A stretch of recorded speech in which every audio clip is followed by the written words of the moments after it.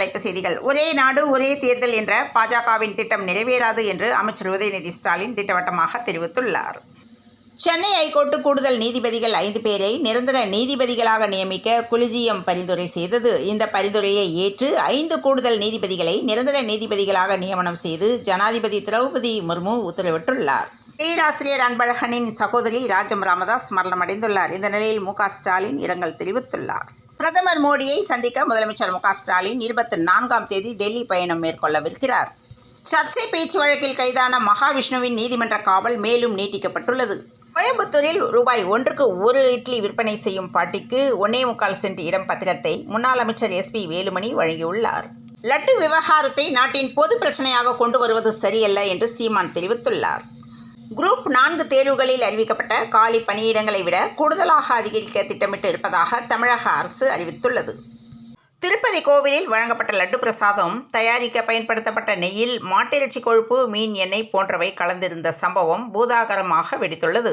இந்த விவகாரம் ஆந்திர அரசியலில் புயலை கிளப்பியுள்ளது. இந்த நிலையில் திருப்பதி லட்டு சாப்பிட்டவர்கள் உயிரோடு தானே இருக்காங்க என்று சீமான் பேசியுள்ளார். நிபா வைரஸ் பரவல் எதிரொலியாக தமிழக கேரள எல்லையில் மருத்துவ குழுவினர் தீவிர சோதனை மேற்கொண்டுள்ளனர்.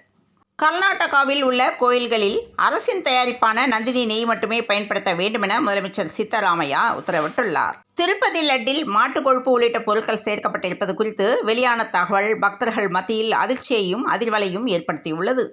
பகுஜன் சமாஜ் கட்சியின் மாநில தலைவர் ஆம்ஸ்ட்ராங் கொலை வழக்கில் ஏற்கனவே 10 பேர் குண்டர் தடுப்பு சட்டத்தில் அடைக்கப்பட்டனர். இந்நிலையில் இந்த வழக்கில் கைது செய்யப்பட்டவர்களில் மேலும் 15 பேர் குண்டர் தடுப்பு சட்டத்தின் கீழ் சிறையில் அடைக்கப்பட்டுள்ளனர். ஒரே நாடு ஒரே தேர்தலை இந்திய நாடு ஏற்றுக்கொள்ளாது என்று கனிமொழி MP பேட்டி அளித்துள்ளார். திருப்பதி லட்டில் மாட்டிறைச்சியின் கொழுப்பு சேர்க்கப்படுவது உறுதியானதை விவகாரம் பெரும் சர்ச்சையை ஏற்படுத்தியுள்ளது. இதைத் தொடர்ந்து பழனி பஞ்சாமிர்தத்தில் சேர்க்கப்படும் நெய்யில் பன்றி இறைச்சி கொழுப்பு இருப்பதாக தகவல் வெளியானது. அதாவது திருப்பதி லட்டு தயாரிக்க சப்ளை செய்யப்பட்ட நெய்யில் மாட்டு இறைச்சி கொழுப்பு, பன்றி இறைச்சி கொழுப்பை கலந்து விற்ற AR ஃபுட்ஸ் பழனி முருகன் கோவிலுக்கும் நெய் சப்ளை செய்கிறது என்று சமூக வலைதளத்தில் வதந்தி பரவியது. இந்நிலையில் இது முற்றிலும் பொய்யான செய்தி என்றும் விலங்கு கொழுப்பு கலந்த நெய் பயன்படுத்துவதாக பரவும் வதந்திகளை நம்ப வேண்டாம் என்று தமிழக அரசு விளக்கம் அளித்துள்ளது. உணவு தயாரிப்பு கூடத்தில் உணவு பாதுகாப்புத்துறை அதிகாரிகள் சோதனை மேற்கொண்டதில் சென்னை கொடுங்கையூர் சிட்கோ நகரில் உள்ள SS ஹைதராபாத் பிரியாணி கடைக்கு சீல் வைக்கப்பட்டுள்ளது. தமிழ்நாட்டில் முழுமையான மதுவிலக்கை நடைமுறைப்படுத்தும் வரை ஓயமாட்டேன் என்று ராமதாஸ் தெரிவித்துள்ளார். நாகை அருகே அன்னை சத்யா அரசு குழந்தைகள் காப்பகத்தில் குழந்தைகளுக்கு பாலியல் தொல்லை கொடுத்த மனநல ஆலோசகர் போக்சோ சட்டத்தின் கீழ் கைது செய்யப்பட்டுள்ளார். ஹீரோவுக்கான பாடல், மெலோடி பாடல் எதுவாக இருந்தாலும் சரி, அனிருத் வேற லெவலில் தருகிறார் என நடிகர் ஜூனியர் NTR தெரிவித்துள்ளார். இலக்கை அடைந்த காவேரி கிரீன்வேஸ் டு அடையாறு வரையிலான சுரங்கப்பணி நிறைவு பெற்றது.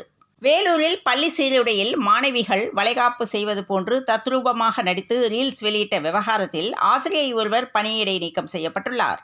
சிறையிலும் எனது ஆன்மீக சொற்பொழிவு தொடரும் என்று ஜாமீன் தேவையில்லை என்றும் மகாவிஷ்ணு தெரிவித்துள்ளார். நாகப்பட்டினம் மாவட்டம் செல்லூர் சுனாமி குடியிருப்பை சேர்ந்தவர் விஜயகுமார். இவர் நேற்று இரவு தனது குடும்பத்தினருடன் வீட்டில் தூங்கிக் கொண்டிருந்த நிலையில் கூரை பெயர்ந்து விழுந்து 2 வயது குழந்தை உயிரிழந்துள்ளது. மாற்றுத்திறனாளி மாணவர்களுக்கான கல்வி உதவித்தொகை 2 மடங்காக உயர்த்தப்பட வேண்டுமென முதலமைச்சர் உத்தரவிட்டுள்ளார். நீட் தேர்வில் தமிழகத்துக்கு விலக்களிக்கும் நிலை மத்திய அரசுக்கு ஏற்படும் என்று அமைச்சர் ரகுபதி பேசியுள்ளார். மெட்ரோ 2ஆம் கட்டம் கிரீன்வேஸ் சாலை அடையாறு இடையே சுரங்கம் தோண்டும் பணி வெற்றி பெற்றது. திமுக உறவை துண்டிக்குமாறு காங்கிரஸில் திடீர் போர்க்கொடி மூத்த தலைவர்கள் அதிர்ச்சி அடைந்துள்ளனர். நதிகள் சீரமைப்பு தொடர்பாக முதலமைச்சர் மு க ஸ்டாலின் ஆலோசனை நடத்தினார். சென்னை சென்ட்ரல் ரயில் நிலையத்தில் 14 கிலோ கஞ்சா பறிமுதல் செய்யப்பட்டு போலீசார் விசாரணை மேற்கொண்டனர். பள்ளி கல்லூரிகளில் பயிலும் மாற்றுத்திறனாளி மாணவ மாணவியர்களுக்கான உதவித்தொகையை உயர்த்தி வழங்க முதலமைச்சர் மு க ஸ்டாலின் உத்தரவு பிறப்பித்துள்ளார். கன்னியாகுமரியில் அணு கனிம சுரங்கங்களை அமைக்கும் முடிவை மறுபரிசீலனை செய்ய வேண்டும் என்று TTV தினகரன் தெரிவித்துள்ளார். விசாகப்பட்டினத்தில் இருந்து சென்னை வந்த நடிகர் ரஜினியிடம் விமான நிலையத்தில் செய்தியாளர்கள் கேள்வி எழுப்பிய நிலையில் அரசியல் கேள்விகள் கேட்காதீங்கன்னு சொல்லியிருக்கேன் என்று ரஜினி தெரிவித்துள்ளார். சென்னையில் வெவ்வேறு வகையில் ஒரே நாளில் 3 பேரிடம் மர்ம கும்பல் ஆன்லைன் மோசடியில் ஈடுபட்டுள்ளது. விக்கிரவாண்டியில் அக்டோபர் 27ஆம் தேதி மாலை 4 மணிக்கு தமிழக வெற்றிக் கழகத்தின் முதல் மாநாடு நடைபெறும் என தமிழக வெற்றிக் கழக தலைவர் விஜய் அறிவித்துள்ளார். திருப்பதி லட்டு மட்டுமல்ல, பல இனிப்புகளில் விலங்கு கொழுப்பு சேர்ப்பது வழக்கமே என்று திருமாவளவன் தெரிவித்துள்ளார். உதயநிதி துணை முதலமைச்சர் பதவி குறித்து பத்திரிகையாளர் கேள்வி கேட்டதற்கு ரஜினிகாந்த் கண்டித்த வீடியோ வைரலாகியுள்ளது. மின்சாரம் தாக்கி மயங்கிய காகத்திற்கு தீயணைப்பு வீரர் மறுஉயிர் கொடுத்த சம்பவம் நெகிழ்ச்சியை ஏற்படுத்தியுள்ளது.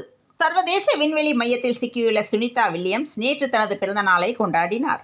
இந்தியாவில் iPhone 16 விற்பனை தொடங்கியது. நீண்ட வரிசையில் நின்று மக்கள் வாங்கி சென்றனர். பள்ளிகளில் மாணவர்களின் எண்ணிக்கையை திருத்தி மோசடி செய்வது அடுத்தடுத்து அம்பலமாகி வருகிறது. விழுப்புரம் மாவட்டம் கோலியனூரில் உள்ள அரசு உதவி பெறும் நடுநிலைப் பள்ளியிலும் முறைகேடுகள் நடந்திருப்பதை கல்வித்துறை கண்டுபிடித்துள்ளது. துலிப் கோப்பையில் சஞ்சு சாம்சன் அதிரடி சதமடித்துள்ளார். இந்தியா டி அணி 349 ரன்கள் குவித்துள்ளது. ஒரே ஓவரில் 6 சிக்சர்கள் அடித்த பின் தோனி என்னிடம் கூறியது இதுதான் என்று யுவராஜ் சிங் ஓபன் டாக் தெரிவித்துள்ளார். இந்திய அணியின் வேகப்பந்து வீச்சாளர் ஜஸ்பிரீத் பும்ரா சர்வதேச போட்டிகளில் 400 விக்கெட்டுகளை கைப்பற்றி சாதனை படைத்துள்ளார். 3 நாட்களுக்கு பிறகு அதிரடியாக தங்கம் விலை உயர்ந்தது. அதன்படி சென்னையில் 22 கேரட் ஆபரண தங்கத்தின் விலை இன்று சவரனுக்கு ரூபாய் 480 உயர்ந்து ஒரு சவரன் 55,080க்கு விற்பனை செய்யப்படுகிறது.